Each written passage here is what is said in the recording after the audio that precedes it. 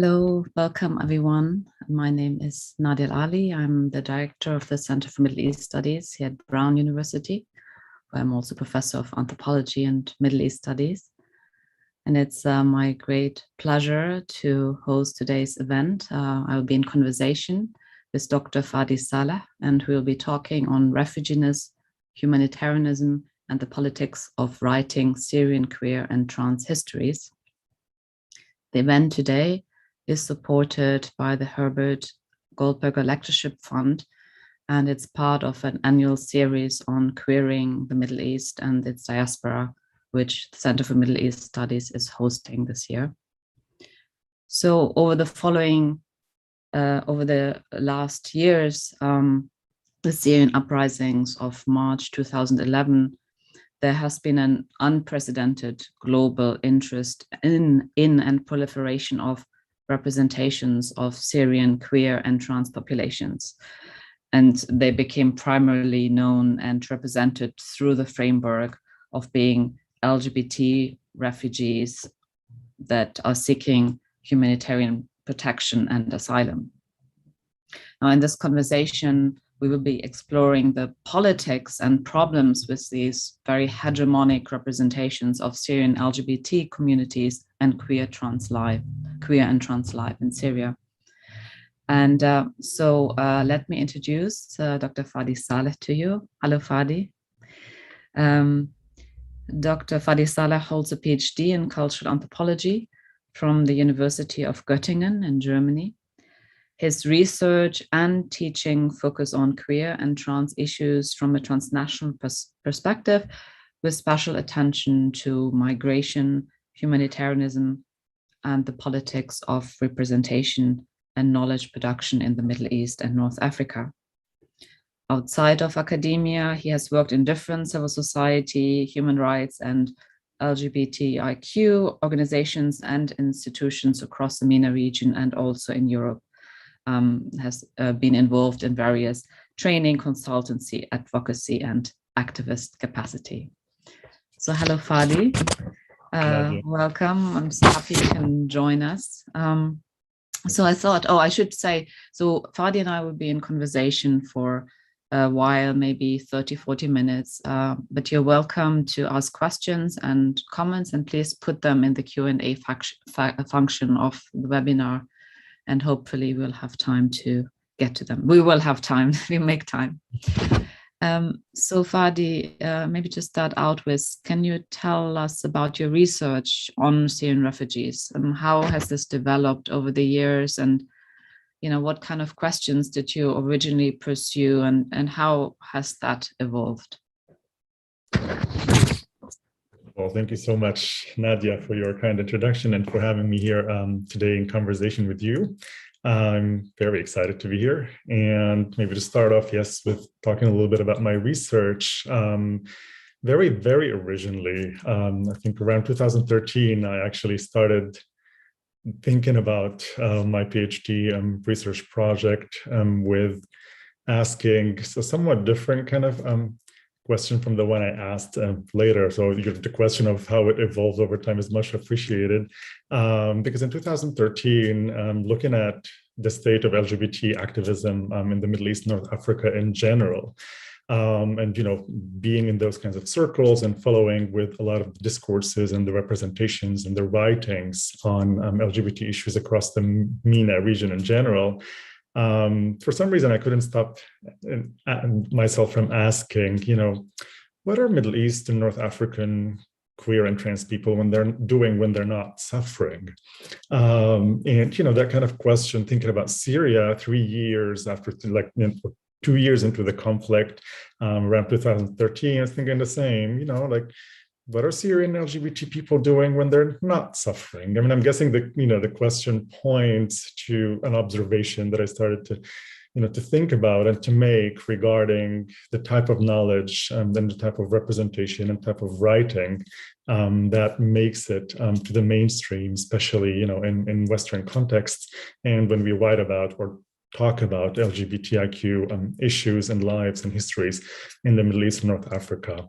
And so, of course, in 2013, 2014, I started thinking more about Syria. 2014 and 2015, if you think back in time, Daesh emerged at the time. 2015, we had the so-called summer of migration and the so-called refugee crisis. And it was during that time that one witnessed a massive, unprecedented explosion of writings and representations and images and videos of Syrian LGBT refugees specifically. Of course, this was also the result of, migration. There was more migration and there was more movement of LGBTIQ people from Syria into its neighboring countries. So starting 2013, I also started to follow the journeys of a few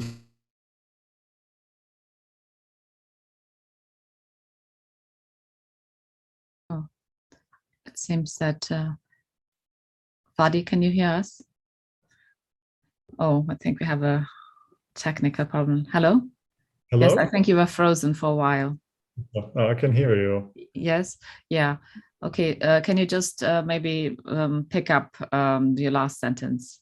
Sure. I was saying, during that time, I was also following the journeys of some of my friends and acquaintances in Syria who decided to leave at some point and to go to neighboring countries, more specifically to Turkey in my case, in order to seek asylum through the United Nations High Commissioner for Refugees Resettlement program. And so all good so far, like 2013, 2014, started following some of my friends' journeys and, following their asylum processes.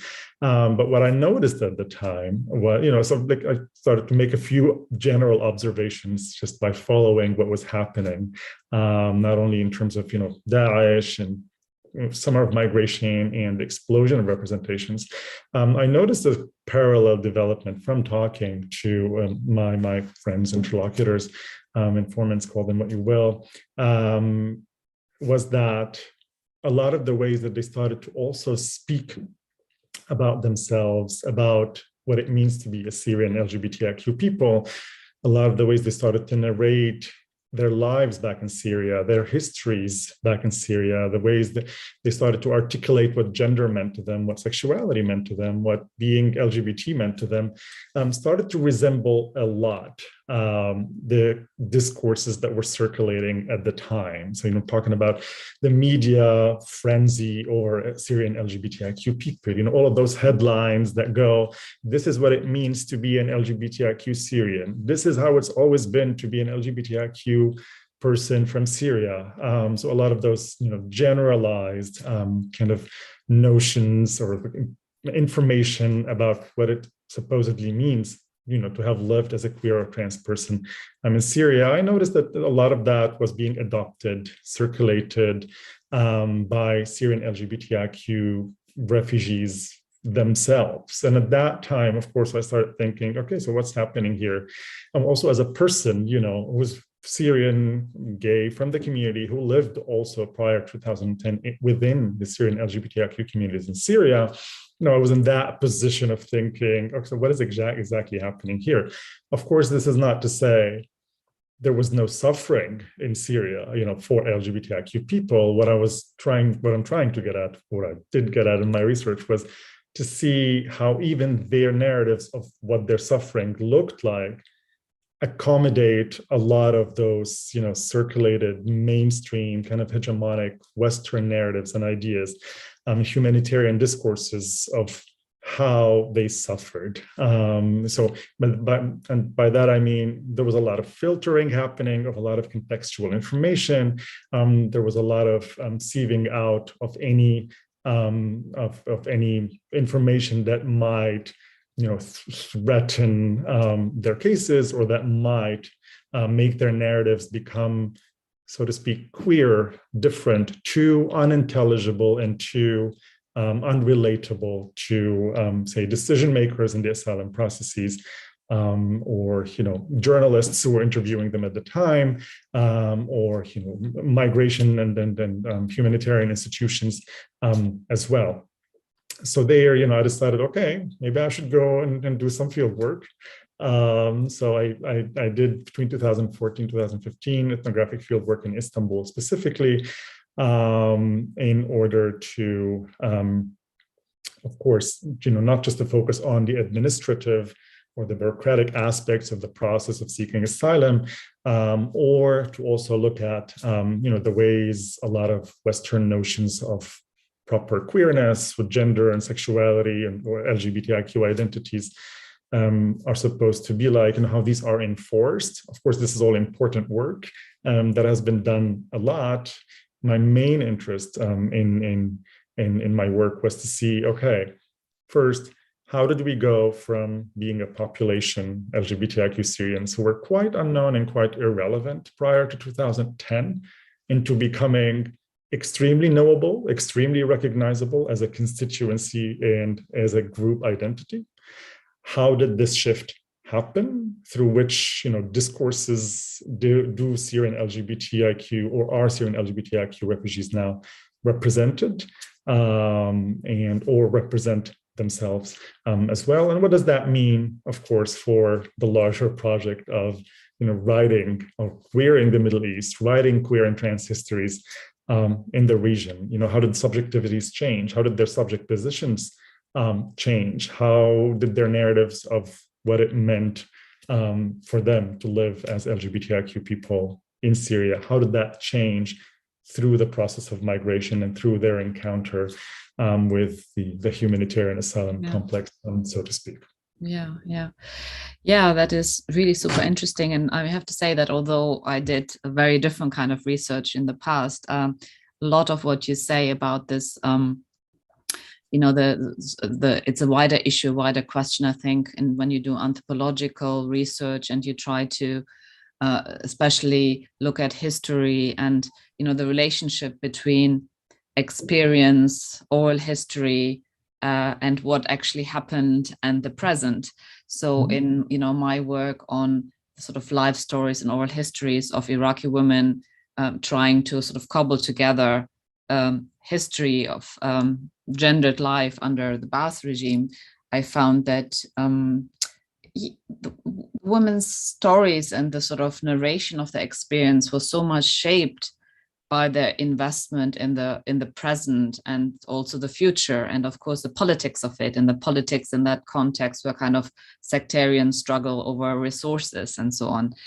And so I'm, very intrigued by sort of the wider methodological issue that is sort of undergirding some of this, which is, how do we, as anthropologists, what are some of the ethical and methodological dilemmas we are facing, when we're actually taking experience seriously, if you don't just, look at people as, sort of objects or resources of data, but, really think, about their knowledge and experience as important contributions to knowledge production without taking things at face value, that kind of tension. So I was wondering if you could sort of reflect a little bit on the ethical and methodological challenges that you have been facing in your research.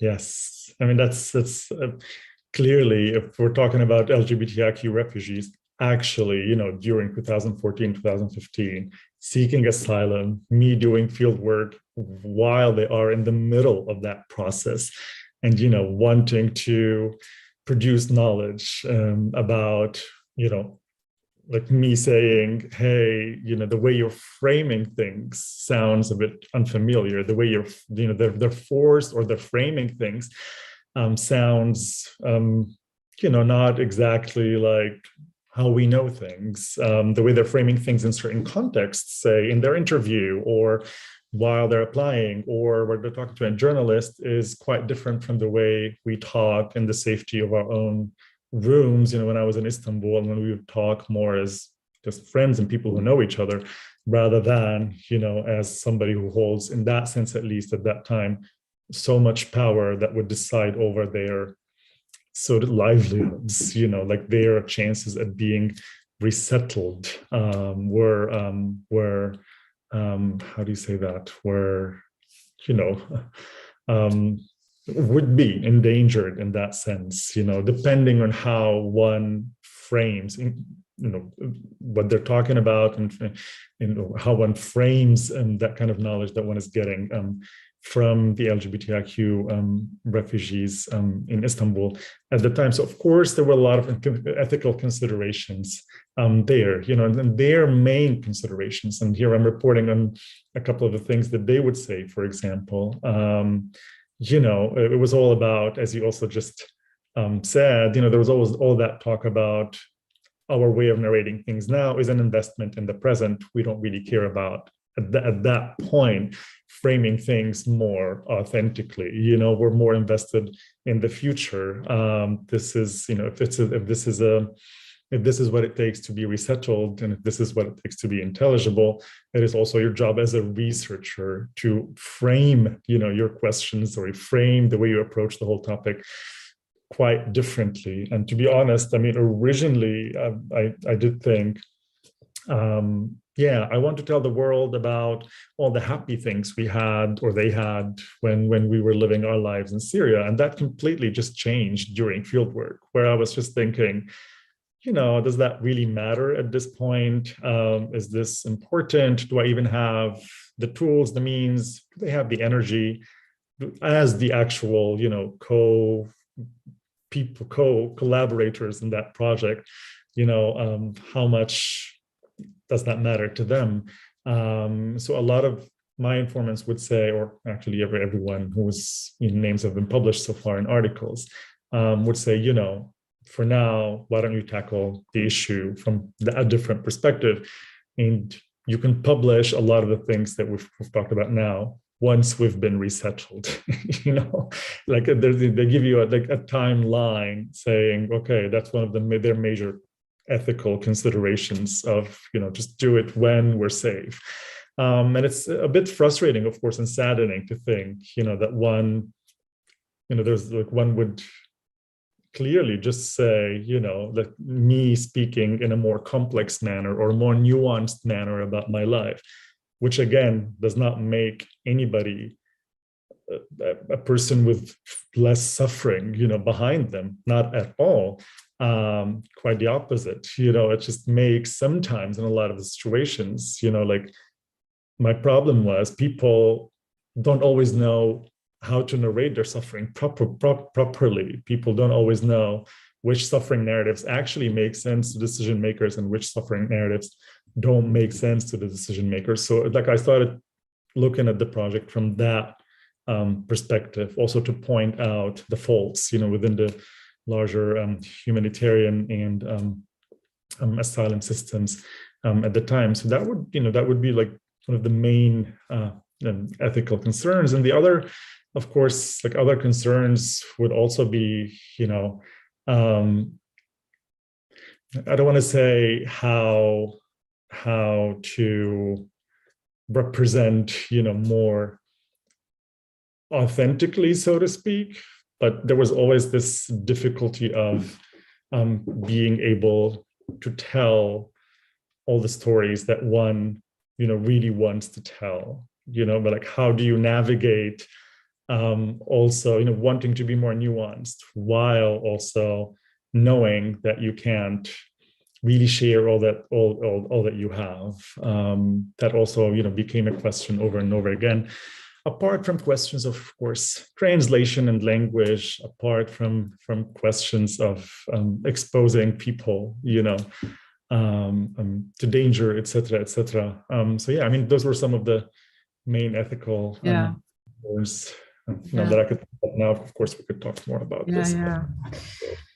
Yeah, no, thanks for sharing those. listening to you, it sounds to me, when you think about, I can imagine the different narratives of suffering. Clearly, these are sort of intersectional sufferings as well, right? So I was wondering, how did you navigate that, and how did, I guess, the people you talk to navigate that? Because, they're suffering as queer refugees is the one that, they kind of had to emphasize in order to get asylum, because that was, intelligible to humanitarian organizations and governments in Western countries. certainly in the German context. But, there's other suffering linked to clearly political repression, I guess, class, sectarian tensions. So how did that play out in the narratives, and how did you deal with those intersectional narratives of suffering, or were they not intersectional? I mean, needless to say, that was the whole problem. Yes, like exactly, a lot of the narratives that one has to offer are like a single kind of identity narratives. So in a sense, LGBTIQ refugees from Syria would have to cut off any other narratives that have potentially shaped the way they think of their queerness, that have potentially shaped the way they think of their gender identity, that have potentially shaped the way they think of their sexual orientation or sexual identities. So anything that might, sort of complicate that would have to be left out. And some of the things you've mentioned, for example, of course, in Syria, we don't only speak about LGBTIQ people, but of course we do think, how is it like in Aleppo, and how is it like in Latakia, and what is the demographic there, and how is a Sunni gay person live differently from an Alawite gay person? How does a Sunni trans woman living in Aleppo live differently, navigate the world differently from maybe an upper class, gender non-conforming person and the luxurious suburbs of Damascus? So of course, and again, I mean, that's to say, the point is not to say, hey, they didn't suffer, but a lot of people, when they think of their suffering, of course, they think in these terms, and those by default, in what we think of as intersectional terms, by default, that their not religious background affected that, class, positioning, the street where they lived, and other factors that don't always play a role clearly, in mainstream narratives around LGBTIQ Syrians. And so, of course, the problem was some LGBTIQ refugees who succeed, they have to learn. Let's say first of all, a lot of people have had to learn, what makes sense in Western narratives, what makes sense for decision makers. What do humanitarian discourses tell us about how gender and sexuality, or persecution based on sexual orientation, gender identity must be narrated like? And of course, it's a lot of work. It's very interesting, of course, to think, how identities in that sense are also actively being constructed, as they go along. Also sometimes at some point internalized, compulsively even, with a lot of affect and a lot of, attachment to those new notions that one is learning, because unless you're extremely attached to what you're saying, you might risk letting a sentence or two slip that don't make sense. And of course, it happened all the time that somebody would go to an interview, would, call me later, or would be crying on the phone and would say something like, God, I mentioned this and that, and I don't think it made sense to them. I think, they thought this is very weird, or this is very strange, or how did this actually, how is this part of how you narrate your queerness, or how is this part of how you narrate your gender identity? And so to a lot of people, the risk was real. And of course, some people's cases were suspended, were indefinitely pending. They were not granted asylum. Some people are still stuck because of, the complexities of having to navigate that kind of, how do we simplify our intersectional narratives in ways that don't hurt us. Yeah. I mean, another challenge you seem to be facing, and that you're kind of holding, another tension that I see in your work and your writing, is, so on the one side, not challenging, but I would say complicating, nuancing the narratives and pointing to the way that, there is a sort of correspondence between the hegemonic humanitarian discourse and how queer refugees narrate themselves. And so there's that. But then you have, I guess, sort of mainstream literature on Syria, whether academic histories and sort of contemporary analysis, and also media that are totally blind to issues of gender and sexuality and heteronormative to the extreme, right? So in one of your articles, you asked the question, I think a very poignant question: how are we to prioritize gender and sexuality within the current political, social, and cultural agendas, and not just as late addendums or new phenomena, but as part, and as you say, as part and parcel of Syrian history before, during, and after the revolution and the ongoing conflict. So that's really important question. So how would an alternative Syrian archive look if it considered the experiences, stories, opinions, analysis, and approaches of LGBTQI Syrians in Syria and the diaspora? So how do you actually answer these questions? I mean, I know you're trying to do that through your work, through your writing, but can you explain a bit more? Primarily, of course, and the most obvious answer is through ethnography. And I don't say that just to be like, anthropology is great and that's the solution to absolutely everything. But within, it's really sad and somewhat frustrating, of course, to see that within the last 11 years or even earlier, there's for some of us, say researchers with a certain access to privilege, with a certain access to mobility, with a certain access to resources or to language, I think a lot more ethnographic research that centralizes the personal narratives of people we know, or people, in communities that we're part of, acquaintances, or people that, we might get to know as well. I think centralizing these kinds of narratives is very, very, very important, because a lot of the work on Syria, a lot of it is, either it's very media related, for example.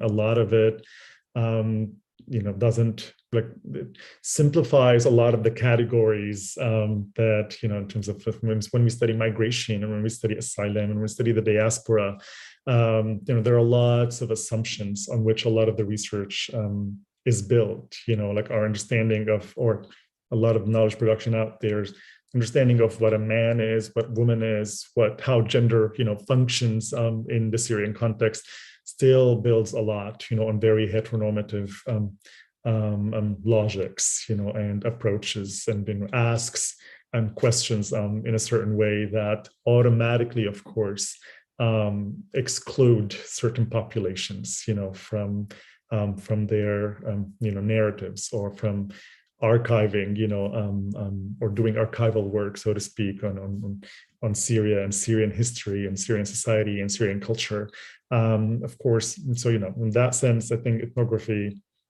ethnographic work that is more like, what's the word?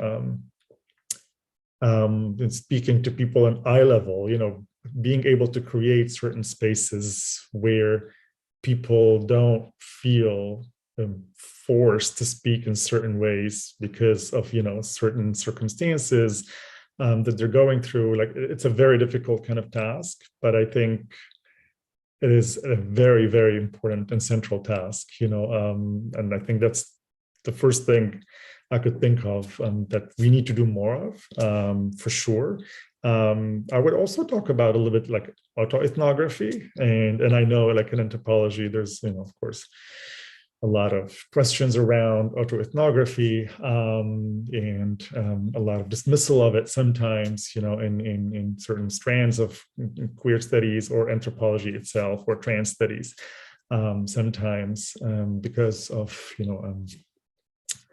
certain ethical considerations, but dismissing it to court and just thinking, autoethnography is not as good as ethnography for certain people, or for certain populations from certain countries that were actually never the object, so to speak, of anthropological research or of ethnographic research for various reasons, it's not very productive. And so in that sense, in my work, I allowed myself, and I always encourage people, and researchers to reflect on their own experiences as LGBTIQ people within the community. But this, of course, it's a very, eventually, for better or for worse, I feel awkward saying it's a valuable source of information as well. So I also do that. But last but not least, more recently, I personally, started to think, okay, we should also try to intervene, forget about academia a little bit, and let's try to intervene more in, the cultural production and media sectors within Syrian civil society. Of course, there isn't one single LGBTIQ organization for Syrian LGBTIQ organization, neither in Syria nor in Syria, not in Syria anyways, but in the diaspora, most media outlets out there and civil society organizations really still, do not include queer perspectives, trans people in the way they frame, their approaches to Syria, the way they see things, the way they look at, as I said earlier, any number of phenomena that is relevant to their work. And more recently, I, for example, did this Syrian LGBT file with Syria Untold, which is like a media outlet that actually writes, invites people to write a lot about Syria, historicize, archive. We called it Queerness and the Revolution, and we're creating the resources for Syrian LGBTIQ people to actually intervene in the narrative, to actually write their own stories. However, not to say that to write their own stories, because I also don't like that kind of formulation, because it's also extremely mainstream. And that's the last thing I will say about this, I was quite probably even a bit imposing in trying to say in the concept note and my discussions with the authors to say, try to make your experience as unfamiliar as possible. Try to make it as unfamiliar, as strange to whoever audience, which is a lot of the time just a very Western audience, that tells us how to write about ourselves, as possible. Give me the name of the school that you went to. Give me the names of the streets that absolutely nobody cares about and nobody thinks it's important to you narrating your LGBTIQ experience. So I'll stop there. Yes, these are some of the ways, Yeah, thank you. So I guess sort of following up on this, I'm thinking also, kind of a little bit selfishly, because I'm teaching a new course on, for me, a new course on gendering, migration, and diasporas. And so one lens we're exploring and trying to work on is that of a queer perspective on migration and diaspora. Introduce a feminist perspective, a queer perspective, and I guess sort of, maybe following up, but maybe more broadly beyond your specific research, what does queering migration and diasporas mean to you? What would it entail? Beyond my own research, definitely, just to start with, of course, a lot of people, when they think queering migration and queering diaspora, we think, we should look at LGBTIQ populations, look at all those queer and trans experiences of, migration and of being in the diaspora. That's a given. Of course, that, as many queer migration scholars also, say Martin Menna-Lansen or Etna Lubeid, I think, they also argue that, and I follow their line of argumentation, that we need, queering migration, queering diaspora also means queering the very methods and the very methodologies and the very assumptions through which migration studies and diaspora studies have functioned up till now. So that also means, not questioning our own understandings of what home means, of what movement means, of what being in limbo means, of what the diasporic imaginings of community in terms of also like queerness or otherwise also mean. Maybe in my own work or from my own research, it was always important to think that when we're looking at migration, not to think of an A to B kind of route. When I think of queer migration, I always try to think, like things are always in the middle. So when I talk about Syrian LGBTIQ people back home, or when they were still in Syria and when we were still in Syria, I never assumed that was some closed off kind of very well defined and authentic or local, untainted by the supernatural forces of globalization. But I always thought, okay, I'm thinking of queer migration, I always have to think, where do we stay as locals, in terms of how we imagine a migration route? How does this migration route always say Syria, Turkey, Europe, or Syria, Turkey, resettlement through UNHCR to some other Western country? I think when queering migration and diaspora, I also think, what other routes of migration, are imaginable, what other routes do also LGBTIQ people or other people take, because we're excessively stuck on always thinking, like east to west kind of movement. That is not always very productive, and everything else becomes an exception to that kind of route that a lot of Western narratives want to convince us that this is the one and only way of tracing migration, thinking of how diaspora comes about. So some of the things just come to mind. Thank you.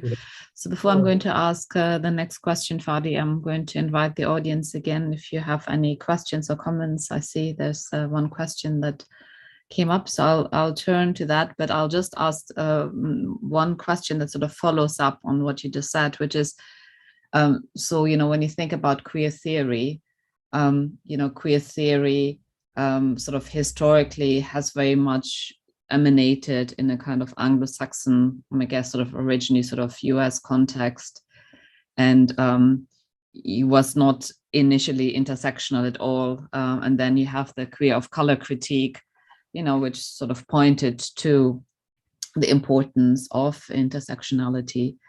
But still, I mean, even sort of queer of color in many ways has stayed often quite ethnocentric, often US-centric, but also, I guess, Eurocentric. And then, often when I think sort of the initial work on the Middle East, it was, as others have already mentioned, so the Middle East as a kind of pool or source for data, but not for knowledge production and sort of also theory production, right?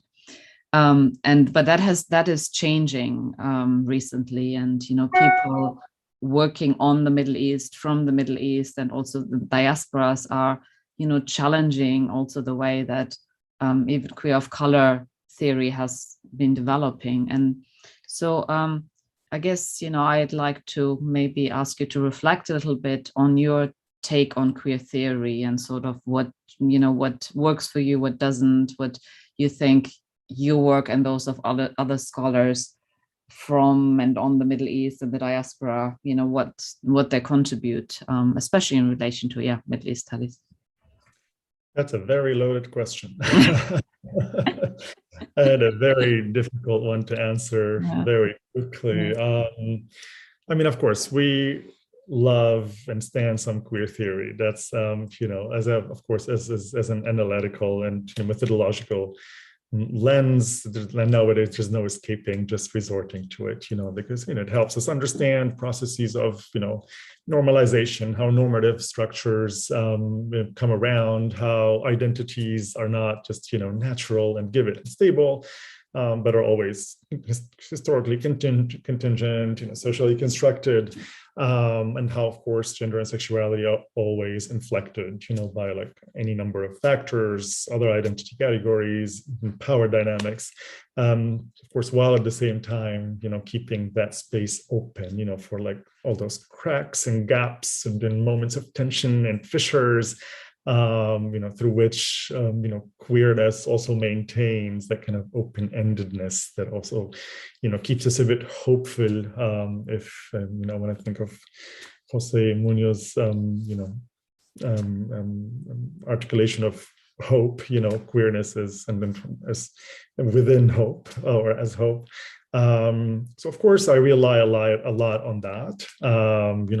I love how, also queer as a lens helps us, goes beyond just queerness or queer and travels across disciplines. So helps us also look at, what anthropology does, what migration studies, what Middle Eastern studies, how can we queer how things are done in these different disciplines. And so in that sense, of course, very indebted to queer theory.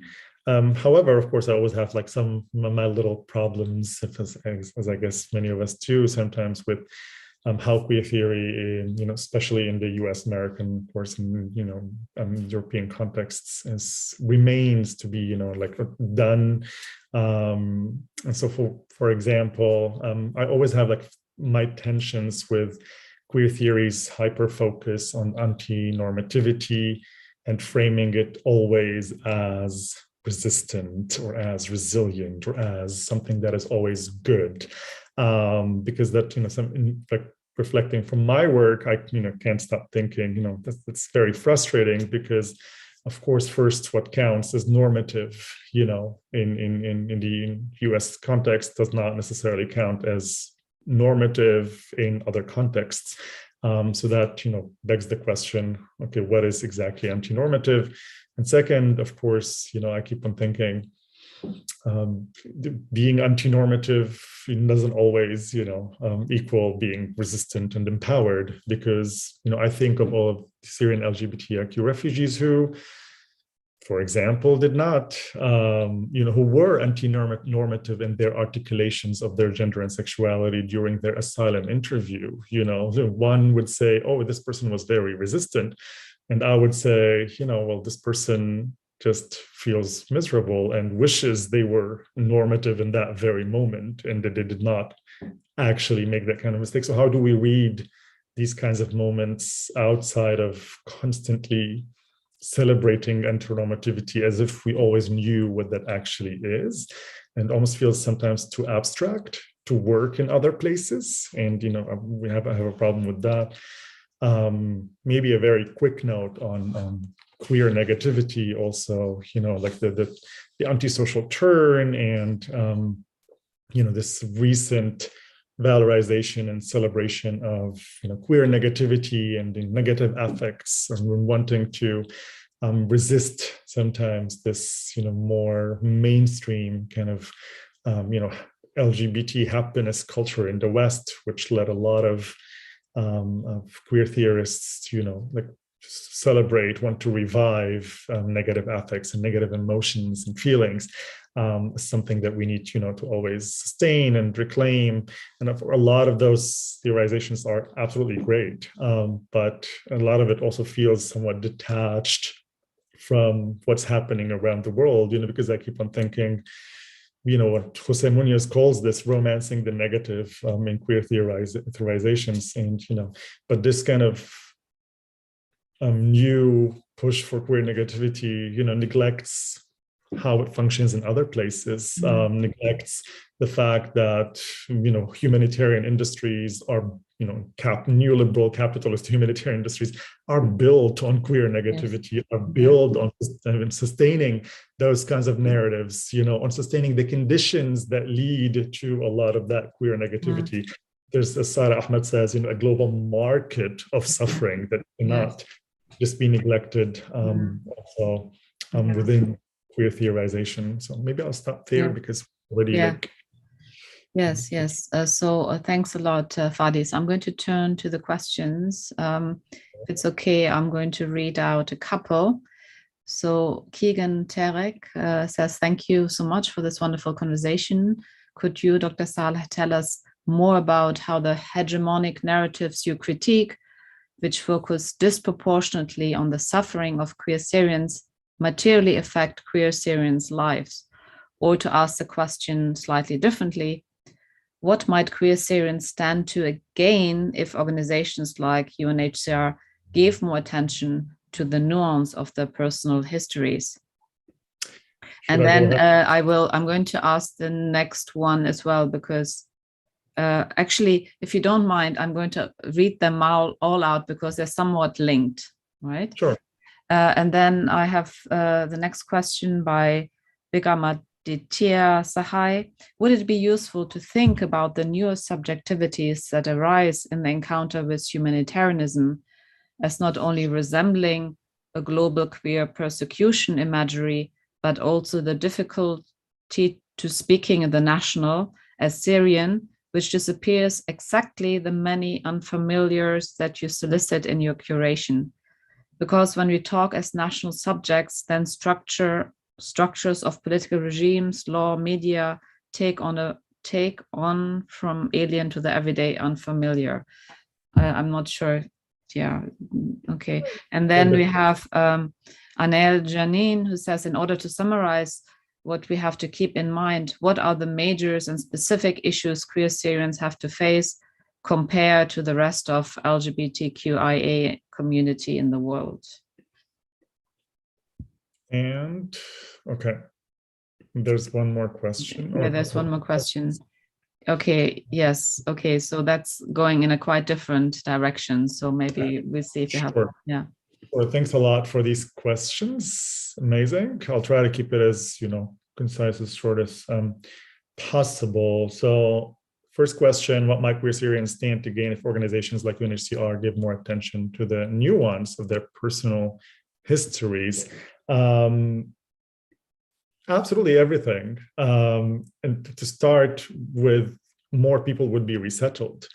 More people would not, have to constantly freak out about whether what they're going to say will allow them to be resettled or not resettled. And to give a very, very concrete example, for example, say one of my interlocutors goes and talks about their experiences as a queer person in Syria, and once they do mention that they were kidnapped by a faction of this Free Syrian Army, within their conversation with the I think U.S. delegation at the time, because their country of asylum was supposed to be, or resettlement was supposed to be, the U.S. And in that interview, my interlocutor continued to tell me that they were extremely surprised when they told them that the faction of the Free Syrian Army,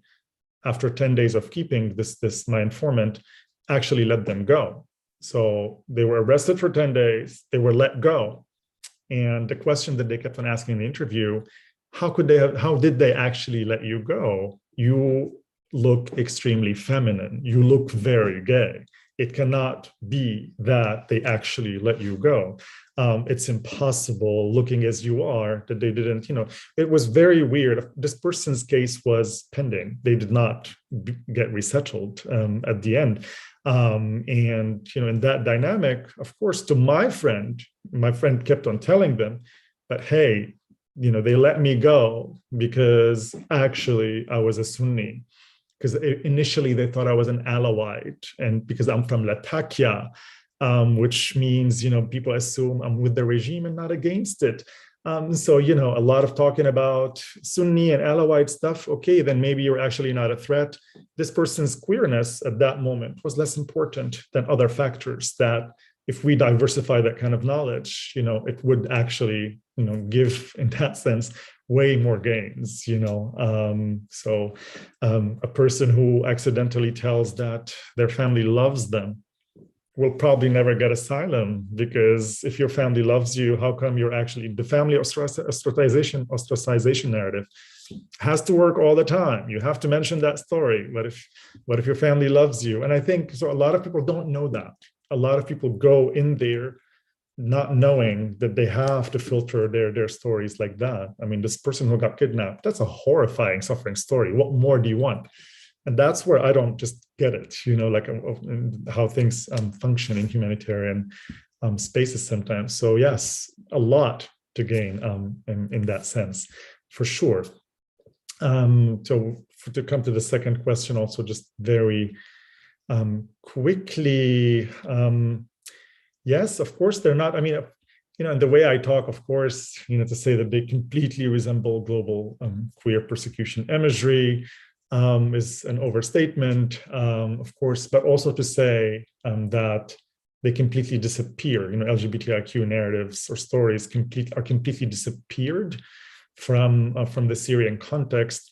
That's also an overstatement in that sense. So I get what you're getting at, for sure. But I would need more time to be able to tap into that kind of question, for sure. Because as national subjects in Syria, and I will mention this very quickly, a part of my problem with some of the discourses now is that there's a lot of focus on thinking that you're only visible if you exist in writing, you're only visible if you exist in discourses, you're only visible if you exist in videos and images, and if you're eloquent and can express yourself in a certain way.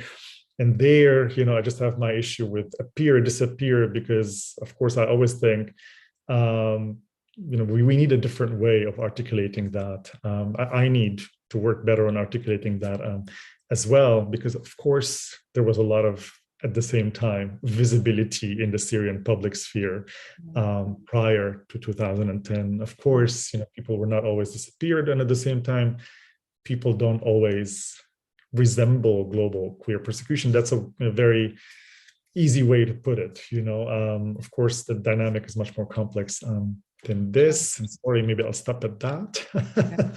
with that kind of question. And last question.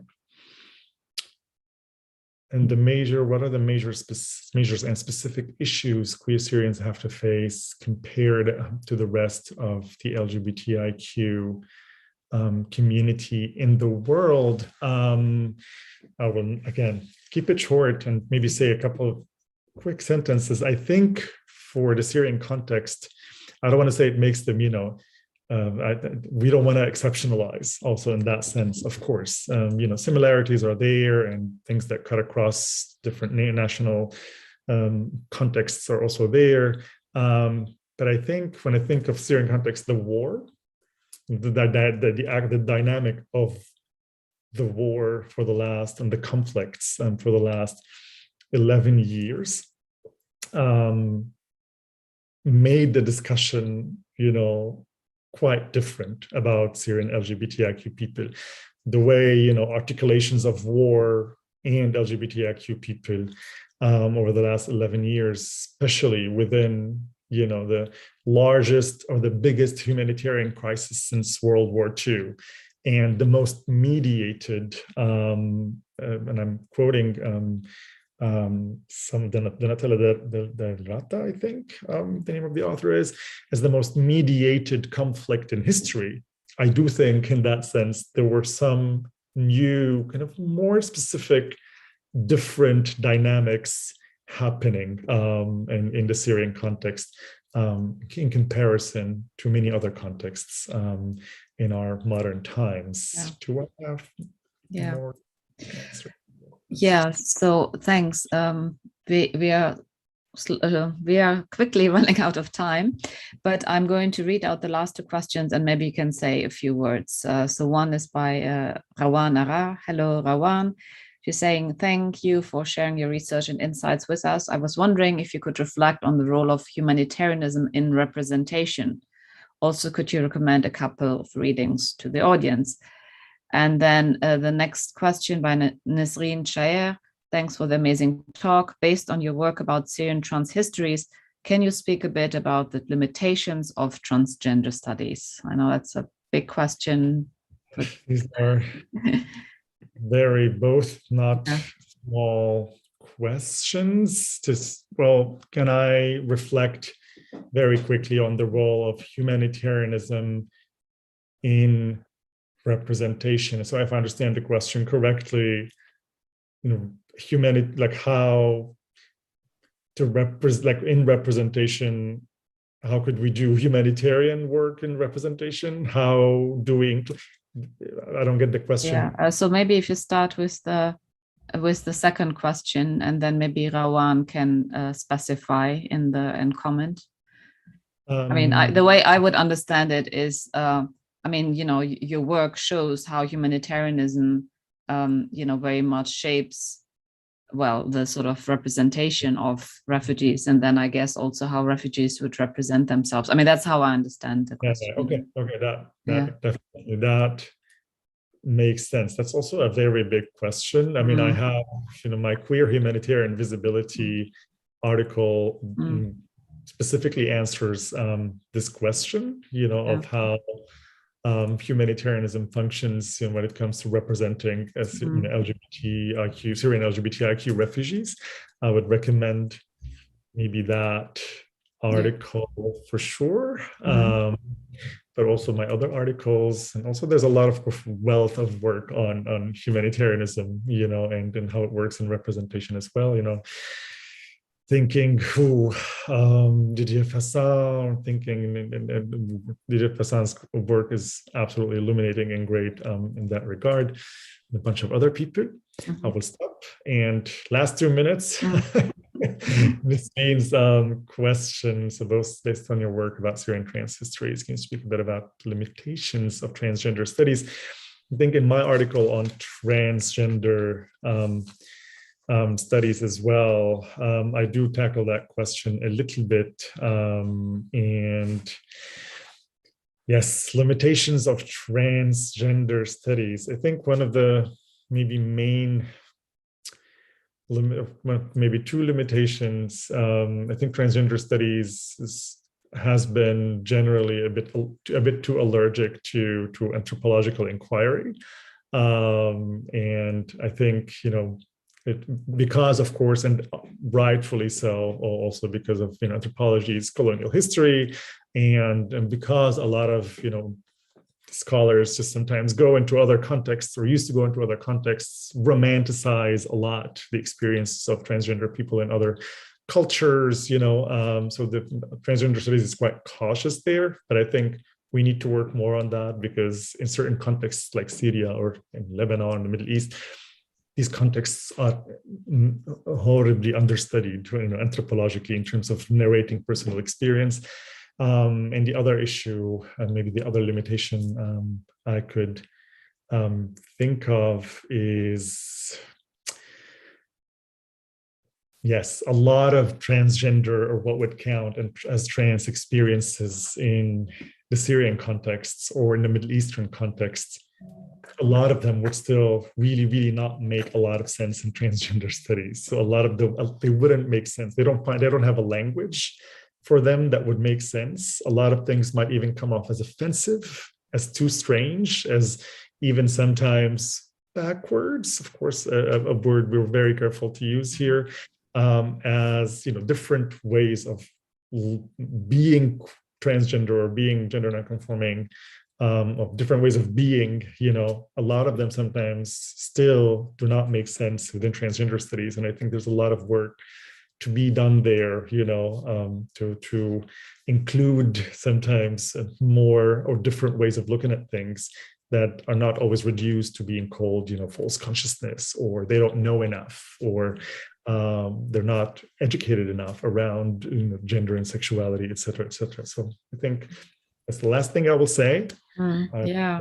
Well, thanks so much. I mean, you covered a lot, and I really appreciate your sort of plug for the ethnographic, while also, of course, very much being aware of and trying to challenge the sort of historical pitfalls of ethnographic work, especially as it pertains to the Middle East, but also in many other contexts. And I think, that is so important, and also really appreciate your straddling, theorizing and contributing to theory, but also being very grounded and, being an activist. I mean, something that I really respect and appreciate. And I want to thank you for your time and for the work that you do. And, I'm looking forward to following up your writings and, finding out what you're doing next. And I would also like to thank our audience for joining us.